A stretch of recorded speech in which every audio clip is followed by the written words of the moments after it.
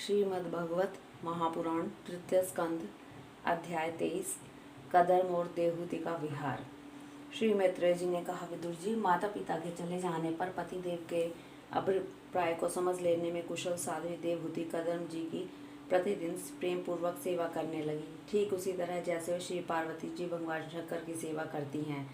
उसने काम वासना, दम्भ, द्वेष, लोभ, पाप और मद का त्याग कर बड़ी सावधानी और लगन के साथ सेवा में तत्पर रहकर विश्वास, पवित्रता, गौरव, संयम, प्रेम और मधुर भाषण आदि गुणों से अपने परम तेजस्वी पतिदेव को संतुष्ट कर लिया। देवहूति समझती थी कि मेरे पतिदेव देव से भी बढ़कर हैं, इसलिए वह उनसे बड़ी बड़ी आशाएं रखकर उनकी सेवा में लगी रहती थी। इस प्रकार बहुत दिनों तक अपना अनुवर्तन करने वाली उस मनुपुत्री को व्रत आदि का पालन करने से दुर्बल हुई देख देव ऋषि श्रेष्ठ कदर्म जी की दयावश कुछ खेद हुआ और उन्होंने उससे प्रेम गदगद वाणी में कहा। कदम जी बोले, मनुनंदनी, तुमने मेरा बड़ा आदर किया। मैं तुम्हारी उत्तम सेवा और परम भक्ति से बहुत संतुष्ट हूँ।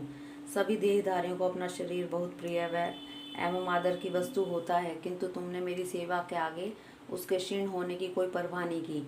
अतः अपने धर्म का पालन करने रहने से मुझे तप, समाधि, उपासना और योग के द्वारा जो भय और शोक से रहित भगवत प्रसाद स्वरूप विभूतियाँ प्राप्त हुई हैं, उन पर मेरी सेवा के प्रभाव से अब तुम्हारा भी अधिकार हो गया है। मैं तुम्हें दिव्य दृष्टि प्रदान करता हूँ, उसके द्वारा तुम उन्हें देखो। अन्य जितने भी भोग हैं वे तो भगवान हरि के प्रकृति विलास मात्र से ही नष्ट हो जाते हैं, अतः वे इनके आगे कुछ भी नहीं है। तुम मेरी सेवा से भी कृतार्थ हो गई हो। अपने पातिव्रत धर्म का पालन करने से तुम्हें ये दिव्य भोग प्राप्त हो गए हैं, तुम इन्हें भोग सकती हो। हम राजा हैं, हमें सब कुछ सुलभ है। इस प्रकार जो अभिमान आदि विकार है, उनके रहते हुए मनुष्य को इन दिव्य भोगों की प्राप्ति होनी कठिन है। कदर्म जी के इस प्रकार कहने से अपने पतिदेव को संपूर्ण योग, माया और विद्याओं में कुशल जानकर उस अबला की सारी चिंता जाती रही। उसका मुख किंचित संकोच भरी चितवन और मधुर मुस्कान से खिल उठा और वह विनय एवं प्रेम से गदगद वाणी में इस प्रकार कहने लगी। देवहूति ने कहा, द्विज श्रेष्ठ स्वामिन, मैं जानती हूँ कि कभी निष्फल न होने वाली योग शक्ति और त्रिगुण आत्मिका माया पर अधिकार रखने वाले आपको ये सब ऐश्वर्य प्राप्त हैं, किंतु प्रभु, आपने विवाह के समय जो प्रतिज्ञा की थी कि गर्भाधान होने तक मैं तुम्हारे साथ गृहस्थ सुख का उपभोग करूंगा, उसकी अब पूर्ति होनी चाहिए, क्योंकि श्रेष्ठ पति के द्वारा संतान प्राप्त होना पतिव्रता स्त्री के लिए महान लाभ है। हम दोनों के समागम के लिए शास्त्र के अनुसार जो कर्तव्य हो उसका आप उपदेश दीजिए और उपटन, गंध, भोजन आदि उपयोगी सामग्रियां भी जुटा दीजिए, जिससे मिलन की इच्छा से अत्यंत दीन दुर्बल और हुआ यह मेरा शरीर आपके अंग संग के योग्य हो जाए, क्योंकि आपकी ही बढ़ाई हुई काम वेदना में मैं पीड़ित हो रही हूँ। स्वामिन, इस कार्य के लिए उपयुक्त भवन तैयार हो जाए, इसका भी विचार कीजिए। मैत्रेय जी कहते हैं, विदुर जी, कदर्म मुनि ने अपनी प्रिया की इच्छा पूर्ण करने के लिए उसी समय योग में स्थित होकर एक विमान रचा, जो इच्छानुसार सर्वत्र जा सकता था। यह विमान सब प्रकार के इच्छित भोग सुख प्रदान करने वाला, अत्यंत सुंदर, सब प्रकार के रत्नों से युक्त, सब संपत्तियों की उत्तरोत्तर वृद्धि से संपन्न तथा मणिमय खंभों से सुशोभित था। वह सभी ऋतुओं में सुखदायक था और उसमें जहाँ तहाँ सब प्रकार की दिव्य सामग्रियाँ रखी हुई थी तथा उसे चित्र विचित्र रेशमी झंपियों और पादुकाओं से खूब सजाया गया था, जिस पर भ्रमरगण मधुर गुंजार कर रहे थे। ऐसे रंग बिरंगे पुष्पों की मालाओं से तथा अनेक प्रकार के सूती और रेशमी वस्त्रों से वह अत्यंत शोभायमान हो रहा था। एक के ऊपर एक बनाए हुए कमरों में अलग अलग रखी हुई शैया, पलंग, पंखे और आसनों के कारण वह बड़ा सुंदर जान पड़ता था। जहाँ जहाँ दीवारों में हुई शिल्प रचना से अपूर्व उसकी शोभा हो रही थी, उसमें पन्ने का फर्श और बैठने के लिए मूंगे की वेदियाँ बनी हुई थी। मूंगे की ही दहलियाँ थी। उसके द्वारों में हीरे के किवाड़ थे तथा इंद्र नीलमणि के शिखरों पर सोने के कलश रखे हुए थे। उसकी हीरे की दीवारों में बढ़िया लाल जड़े हुए थे, ऐसे जान पड़ते थे मानो विमान की आंखें हों। उस रंग बिरंगे चंदोवे और बहुमूल्य सुनहरी बंधनवारों से सजाया गया था। उस विमान में जहाँ तहाँ कृत्रिम हंस और कबूतर आदि पक्षी बनाए गए थे, जो बिल्कुल सजीव से मालूम पड़ते थे। उन्हें अपना सजाते समझकर बहुत से हंस और कबूतर उनके पास बैठ बैठकर अपनी बोली बोलते थे। उसमें सुविधा अनुसार क्रीड़ा स्थली, शयन गृह, बैठक, आंगन, चौक आदि बनाए गए थे, जिसके कारण वह विमान स्वयं कदर्म जी को विस्मित कर रहा था। ऐसे सुंदर को भी जब देवहूति ने बहुत प्रसन्नचित्त से नहीं देखा, तो सबके आंतरिक भाव को परख लेने वाले कदम जी स्वयं ही बोले, वीरू तुम इस बिंदु सरोवर में स्नान करके विमान पर चढ़ जाओ। यह विष्णु भगवान का रचा हुआ तीर्थ मनुष्य को कभी कामनाओं की प्राप्ति कराने वाला है। कमला लोचना देवहूति अपने पति की बात मानकर सरस्वती के पवित्र जल से भरे हुए उस सरोवर में प्रवेश कर गई। उस समय वह बड़ी मैली कुचैली साड़ी पहने हुई थी। उसके सिर के बाल चिपक जाने से उसमें लटे पड़ गई थी।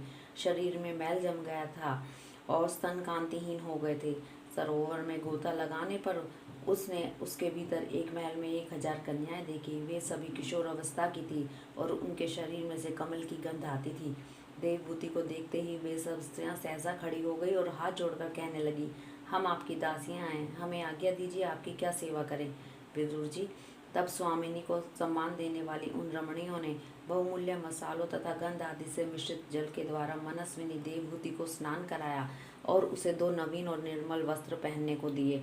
फिर उन्होंने ये सब मूल्य के बड़े सुंदर और कांतिमान आभूषण, सर्वगुण संपन्न भोजन, पीने के लिए अमृत के समान स्वादिष्ट आसवन प्रस्तुत किए। अब देवहूति ने दर्पण में अपना प्रतिबिंब देखा तो उसे मालूम हुआ कि वह भली भांति के सुगंधित फूलों के हारों से विभूषित है, स्वच्छ वस्त्र धारण किए हुए है, उसका शरीर भी निर्मल और कांतिमान हो गया है। उन कन्याओं ने बड़े आदर पूर्वक उसका मांगलिक श्रृंगार किया। उसे सिर से स्नान कराया गया है। स्नान के पश्चात अंग अंग में सब प्रकार के आभूषण सजाए गए हैं। उसके गले में हार हुमेल, हाथों में कंकण, पैरों में छमछमाते पायल सुशोभित हो रहे हैं। कमर में पड़ी हुई सोने की रतन जड़ित करधनी से, बहुमूल्य मणियों के हार से और अंग अंग में लगे हुए कुमकुम आदि मंगल द्रव्यों से उसकी अपूर्व शोभा हो रही है। उसका मुख सुंदर, दंतावली मनोहर, भुहें कमल की कली से स्पर्धा करने वाले प्रेम कटाक्ष में सुंदर नेत्र और नीली अलकावली से बड़ा ही सुंदर जान पड़ता है। विदुर जी, जब देवहूति ने अपने प्रिय पति देव का स्मरण किया तो अपने को सहेलियों के सहित वहीं पाया जहाँ प्रजापति कदम जी विराजमान थे। उस समय अपने को शास्त्रों स्त्रियों के सहित अपने प्राणनाथ के सामने देख और इसे उनके योग का प्रभाव समझकर देवहूति को बड़ा विस्मय हुआ।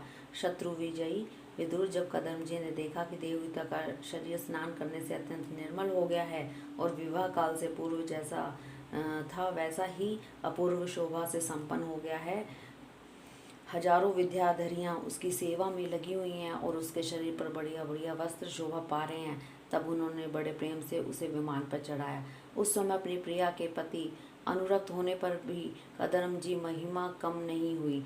विद्याधारी उनके शरीर की सेवा कर रहे थे। खिले हुए कुसुम के फूल से श्रृंगार करके अत्यंत सुंदर बने हुए वे विमान पर इस प्रकार शोभा पा रहे थे मानो आकाश में तारागण से घिरे हुए चंद्रदेव विराजमान हो।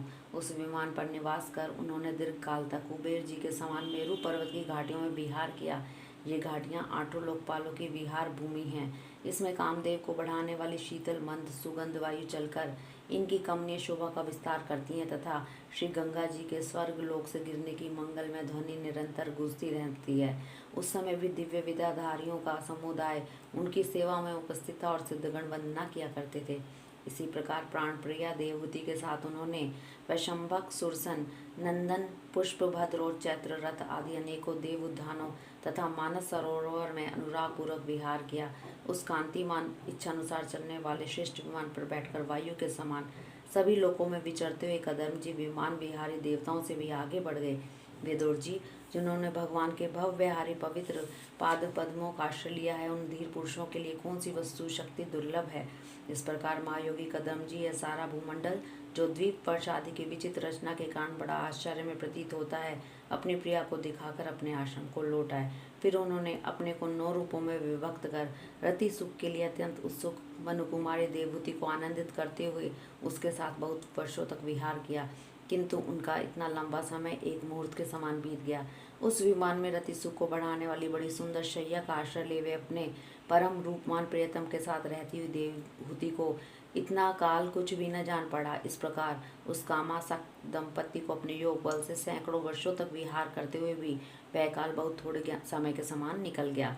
आत्मज्ञानी कदम जी सब प्रकार के संकल्पों को जानते थे, अतः देवहूति को संतान प्राप्ति के लिए उत्सुक देख तथा भगवान के आदेश को मानकर उन्होंने अपने स्वरूप के 9 विवाह किए तथा कन्याओं की उत्पत्ति के लिए एकाग्रचित से अर्धांग रूप में अपनी पत्नी की भावना करते हुए उनके गर्भ में वीर्य स्थापित किया।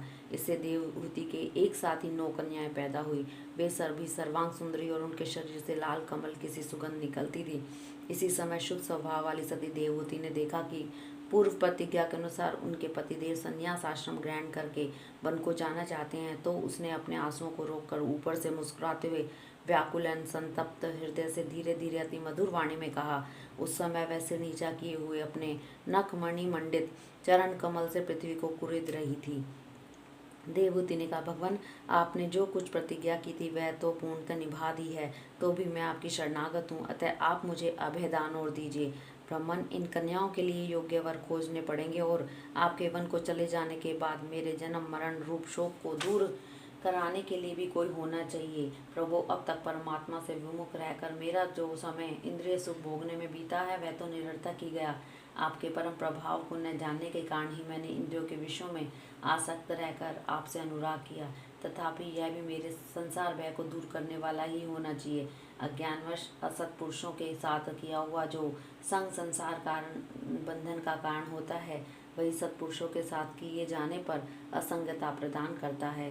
संसार में जिस पुरुष के कर्मों से न तो धर्म का संपादन होता है, न वैराग्य उत्पन्न होता है और न ही भगवान की सेवा ही संपन्न होती है, वह पुरुष जीते जी मुर्दे के समान है। अवश्य ही मैं भगवान की माया से बहुत ठगी गई। जो आप जैसे मुक्तिदाता पतिदेव को पाकर भी मैंने संसार बंधन से छूटने की इच्छा नहीं की। हरि ओम तत्सत।